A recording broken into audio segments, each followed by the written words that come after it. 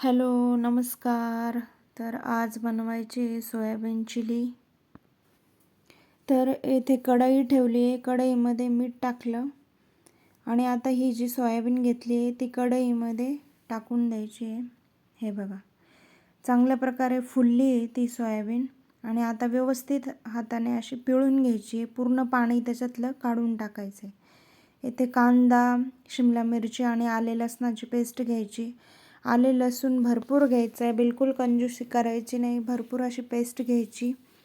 इथे घेतलं आहे मैदा, हे घेतलं आहे कॉर्नफ्लॉवर, अर्धी वाटी कॉर्नफ्लॉवर आणि इथे हा आहे चिंग्सचा सोया सॉस आणि हा आहे रेड चिली सॉस. तुम्ही ग्रीन चिली सॉस पण घेऊ शकता. आणि आपला टोमॅटो केचप होतं, परंतु माझ्या मुलाने फस्त केलं ते, त्याच्यामुळे आहे तेवढ्यात चिली बनवायची आहे. तर इथे कढई ठेवली मी तापायला आणि हे बघा, याच्यामध्ये आले लसणाची भरपूर पेस्ट मी टाकून घेतली. इतकी छान चव लागते आले लसणाच्या पेस्टने, तर मी ती टाकून घेतली आहे त्याच्यामध्ये. आणि तुमच्या आवडीप्रमाणे 1-2 चमचा त्याच्यामध्ये लाल तिखट टाकायचं आहे. जेवढं आवडत असेल, तिखट आवडत असेल तर तसं टाकायचं आहे.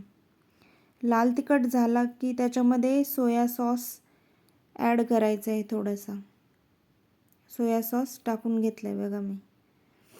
आणि मग त्याच्यानंतर मीठ टाकायचं आहे त्याच्यामध्ये.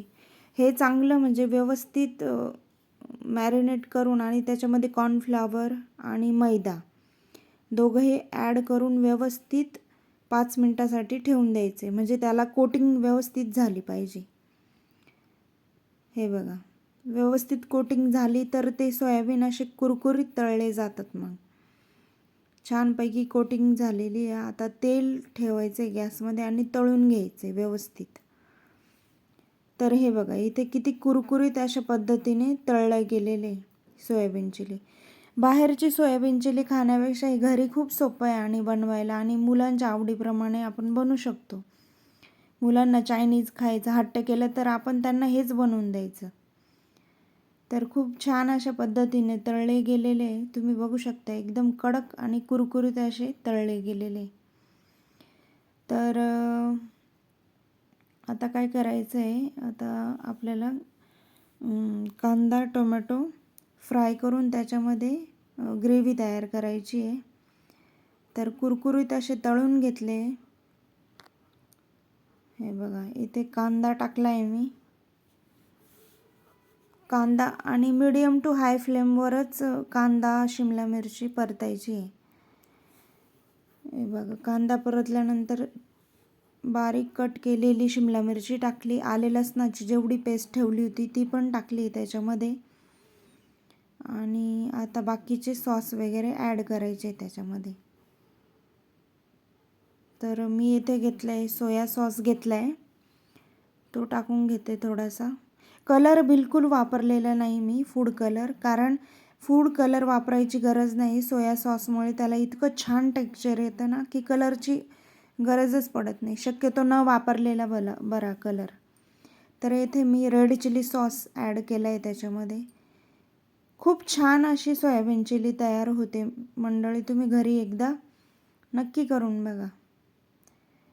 तर अशा प्रकारे, आणि कॉर्नफ्लॉवर जे कॉर्नफ्लॉवर थोडंसं ठेवलं होतं मी, त्याची स्लरी केली आणि आता ती ते कांदा आणि शिमला मिरचीमध्ये टाकून द्यायचे. हे बघा, एवढी स्लरी टाकायची, जेवढी ग्रेव्ही पाहिजे तेवढीच टाकायची. तर हे बघा, कलर आणि टेक्स्चर इतकं छान येतं आणि इतकी सुंदर छान अशी सोयाबीन चिली घरी रेडी होते. हे बघा, फक्त 3 ते 4 मिनिट त्याला व्यवस्थित परतायचं आहे. खूप छान, असे खूपही परतायचं नाही, कारण ती सोयाबीन चिली मग मऊ पडते. कलरची बिलकुलही गरज नाही, कारण सॉसचा ऑलरेडी कलर, सोया सॉसचा कलर चिलीला येऊन जातो. तर बघा, किती छान अशी रेडी झाली आहे सोयाबीन चिली. तुम्हाला आवडत असेल व्हिडिओ तर लाईक करा, कमेंट करा आणि सबस्क्राईब करा चॅनलला. तर हे बघा, माझ्या मुलाला खूप घाई झाली होती, त्याच्यामुळे डिशमध्ये त्याला काढून दिली आहे मी. हे बघा, किती परफेक्ट अशी सोयाबीन चिली रेडी झाली आहे. तर मला सांगा बरं कमेंट करून कशी झाली सोयाबीन चिली, आणि तुम्हीही नक्की ट्राय करा. खूप छान आणि कुरकुरीत अशी बनते. चायनीजचे पदार्थ मुलांना घरीच करून द्यायचे.